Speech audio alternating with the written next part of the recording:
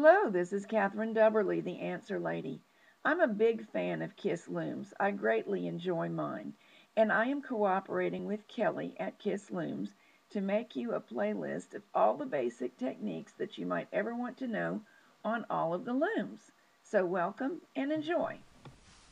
In other videos, we've talked about making a yarn over increase, which creates a hole. If we don't want a hole, we have another choice. Sometimes you increase by moving the outside stitch one stitch farther out, and this is what is called make one in hand knitting. I picked up the yarn from between the two stitches, hung it on a peg, and now I'll knit across. Let me do it again, tipping the loom up so you can see where that yarn came from. Right there. It's the strand of yarn that stretches between this stitch and this stitch. And now when I knit across, it's important to try to keep this rather tight, because since it's near the edge, you might have seen the stitch try to borrow length from the working yarn. A little bit is okay, but we only want just enough to get the stitch, the new stitch, the make one stitch, to hang on the peg. If we are too generous, we'll have a hole, and the goal of this increase is not to have a hole. So let's knit this over and see what it looks like. One reason for increasing not on the very edge, as when we just cast on a new stitch at the edge, is that seaming is easier if you have a continuous column of stitches all the way up an edge. And you will have that with this increase. See, this stitch goes right to this stitch. There's a chain column. They'll be easier to seam, and the increase occurred in here.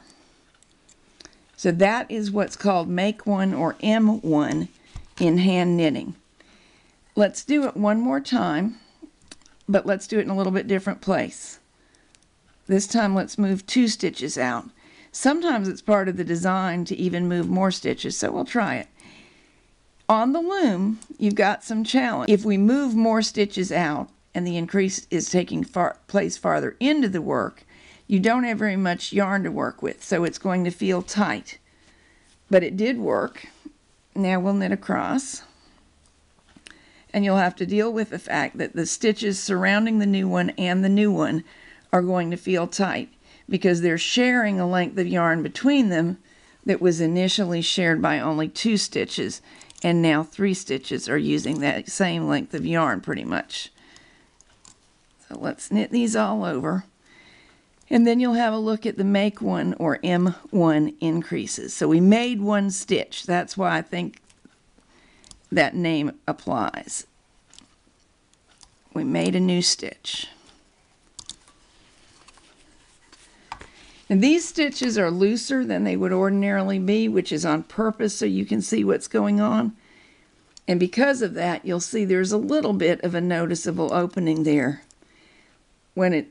If they were normal size, it would be less so. And over here, that's my thumb is pointing to where the make one stitch occurred last row. Go on to the next video and we will talk about yet another increase.